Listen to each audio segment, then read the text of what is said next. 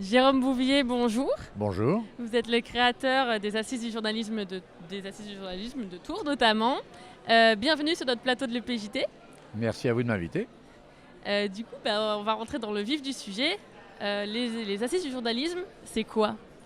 Écoutez, c'est une longue aventure puisqu'elle a maintenant 15 ans, c'est la 15e édition, avec un certain nombre de consoeurs et de confrères. Dans les années 2000, on a estimé qu'il y avait un vrai vide au niveau de la profession de ne pas avoir un rendez-vous annuel de tous les acteurs, et Dieu sait si nous sommes divers dans le journalisme, des journalistes, des enseignants des écoles de journalisme, des étudiants, des chercheurs et des citoyens. Pour débattre ensemble des conditions de production d'une information de qualité. Voilà la promesse initiale.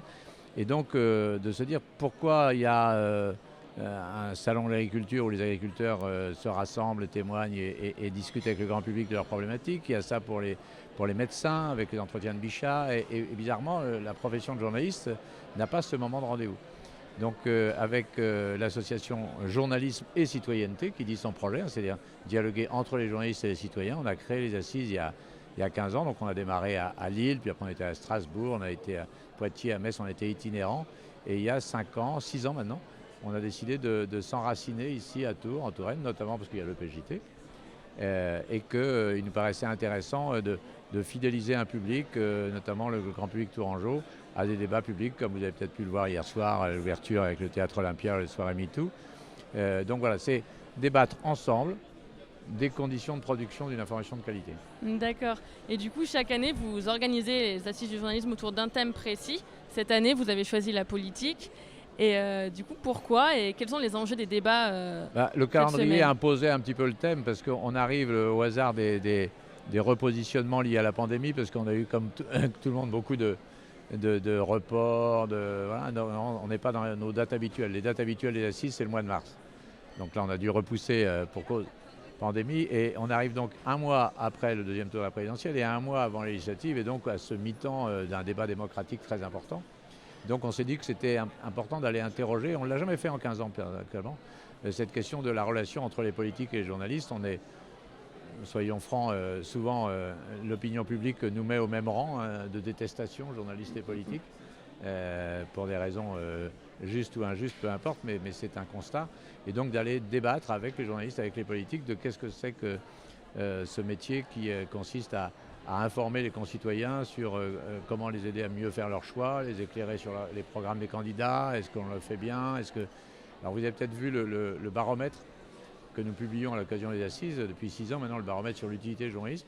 Et il y a une heureuse surprise quand même, c'est que 57% des personnes interrogées, sondage national donc, estiment que les journalistes ont plutôt fourni une bonne information à nos concitoyens pour les aider à faire leurs choix. Donc c'est plutôt réconfortant, même si on pourrait rêver évidemment de chiffres plus forts, mais globalement on a fourni une bonne information à nos concitoyens.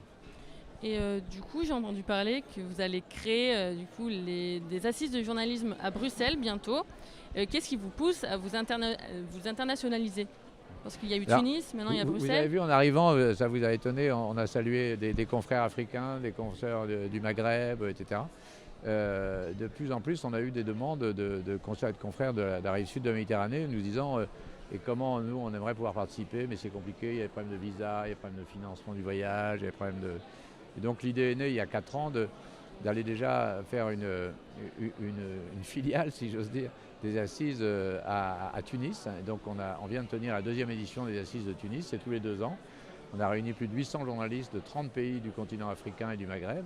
Donc il y avait là des pays qui connaissent des difficultés mais sans précédent, quoi. Enfin, de l'Égypte, la Libye, la Syrie, le Liban, le Yémen, tout le Maghreb, l'Afrique de l'Ouest était là.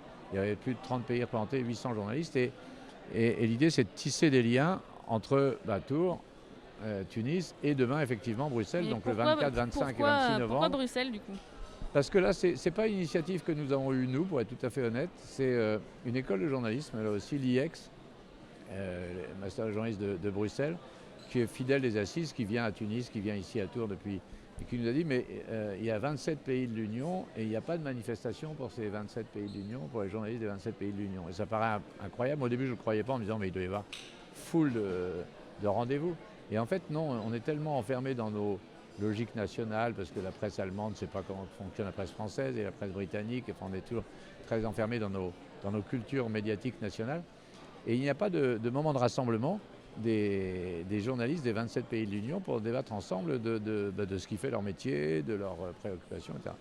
Donc on a dit banco et on lance la première édition le 24, 25, 26 novembre à Bruxelles. Ce sera les assises européennes du journalisme de Bruxelles. Et l'idée, si tout se passe normalement, si la pandémie arrête de nous poursuivre les uns et les autres, c'est que tous les printemps, ici à Tours, les assises du journalisme, et un automne sur deux, Bruxelles, un automne sur deux, Tunis, et de tisser entre ces trois univers des liens professionnels. Votre école, par exemple, depuis les assises de Tunis, a noué des liens avec l'école de journalisme de Tunis, avec le Liban, avec l'école du Maroc, avec l'IEX de Belgique.